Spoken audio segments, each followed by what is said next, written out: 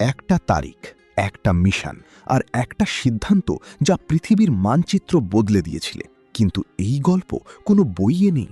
এটা সেই সত্য যা দশকের পর দশক ধরে ফাইলের ভেতর চাপা পড়েছিল। 1971 সাল, পৃথিবী তখন ঠান্ডা যুদ্ধের আগুনে জ্বলছে। আমেরিকা আর সোভিয়েত ইউনিয়ন একে অপরকে চোখ রাঙাচ্ছে।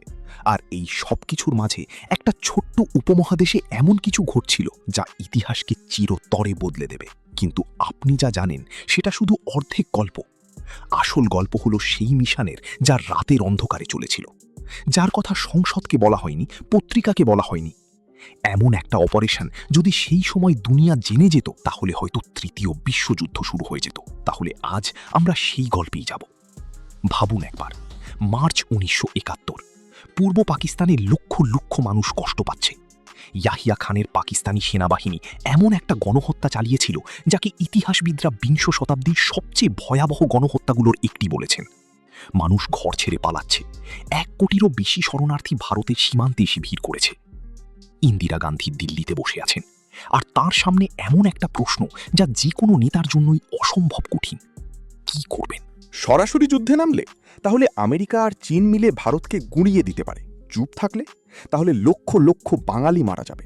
কিন্তু ইন্দিরা বেছে নিলেন একটা তৃতীয় পথ, এমন একটা পথ যা চোখে দেখা যায় না। এপ্রিল 1971, যখন পৃথিবীর চোখ অন্যদিকে, তখন ভারতীয় সেনাবাহিনীর কিছু বাছাই করা অফিসার পূর্ব পাকিস্তানের সীমান্তের কাছে একটা গোপন ঠিকানায় জড়ো হলেন।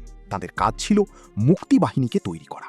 মুক্তি বাহিনী সেই যোদ্ধারা যারা নিজেদের মাটির জন্য লড়াই করছিলেন, যাদের মনে ছিল আগুন, কিন্তু হাতে ছিল না অস্ত্র, ছিল না প্রশিক্ষণ, ছিল না কোনো রণকৌশল। আর এখান থেকেই শুরু হলো সেই মিশন যার নাম আজও বেশিরভাগ মানুষ জানে না। ভারতের গোয়েন্দা সংস্থা রিসার্চ অ্যান্ড অ্যানালিসিস উইং, মানে রো, এমন একটা অপারেশন শুরু করলো যা ইতিহাসে নিজের ধরনে প্রথম।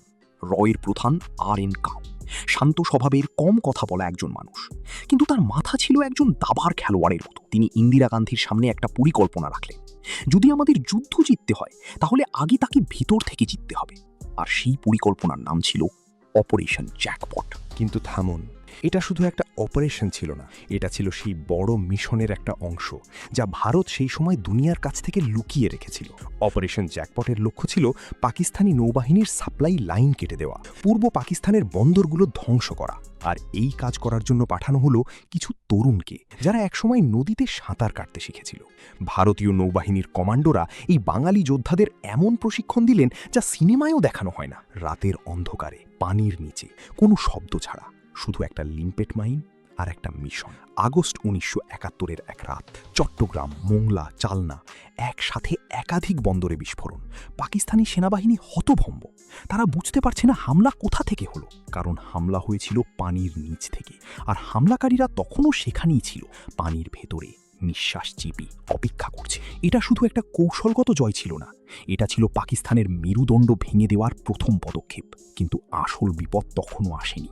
অক্টোবর 1971, আমেরিকার প্রেসিডেন্ট রিচার্ড নিক্সন আর তার নিরাপত্তা উপদেষ্টা হেনরি কিসিঞ্জার দুজনেই পাকিস্তানের পক্ষ নেওয়ার সিদ্ধান্ত করে ফেলেছেন। আর তারপর এলো সেই খবর যা ভারতকে কাঁপিয়ে দিল। USS এন্টারপ্রাইজ, আমেরিকার সবচেয়ে শক্তিশালী পারমাণবিক বিমানবাহী রণতরী, বঙ্গোপসাগরের দিকে এগিয়ে আসছে। এটা ছিল একটা বার্তা, একটা হুমকি, একটা যুদ্ধের ইঙ্গিত। দিল্লিতে নিস্তব্ধতা নেমে এলো, আর ইন্দিরা গান্ধীর টেবিলে এলো একটা ফাইল মস্কো থেকে। সোভিয়েত ইউনিয়ন তাদের পারমাণবিক সাবমেরিন ভারত মহাসাগরে পাঠিয়ে দিয়েছে। এখন খেলা সমান সমান। কিন্তু এই সব কথা দুনিয়া জেনেছে অনেক পরে। সেই সময় শুধু কিছু মানুষ জানত, কিছু ফাইল জানত, আর সেই রাত জানত। 3 ডিসেম্বর 1971, পাকিস্তান ভারতে বিমান হামলা করল, আর ভারত আনুষ্ঠানিকভাবে যুদ্ধে পা দিল। কিন্তু সত্যি কথা হলো, যুদ্ধ তো মাসের পর মাস আগেই শুরু হয়ে গিয়েছিল। সেই গোপন মিশনের সাথে, সেই প্রশিক্ষণের সাথে, সেই রাতের সাথে, যখন পানির নিচে লিম্পেট মাইন বসানো হয়েছিল। 16 ডিসেম্বর 1971। ঢাকায় 90,000 পাকিস্তানি সৈন্য অস্ত্র নামিয়ে রাখল। এটা ছিল ইতিহাসের সবচেয়ে বড় সামরিক আত্মসমর্পণ দ্বিতীয় বিশ্বযুদ্ধের পর। আর সেই দিন জন্ম নিল একটা নতুন দেশ, বাংলাদেশ। কিন্তু আপনি কি জানেন এই বিজয়ের আসল ভিত্তি কে গড়েছিল?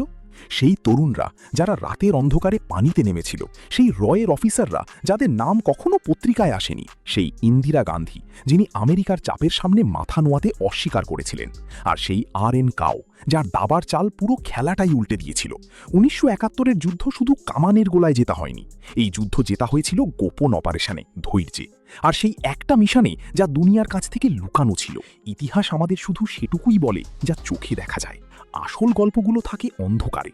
আর আজ আপনি সেই অন্ধকারের ভেতর একটু উঁকি দিলেন। যদি এই গল্প আপনার গায়ে কাঁটা দিয়ে থাকে, তাহলে এটা তাদের কাছে পৌঁছে দিন যারা শুধু পাঠ্য বইয়ের ইতিহাস জানে, কারণ আসল ইতিহাস সব সময় বইয়ের বাইরে থাকে।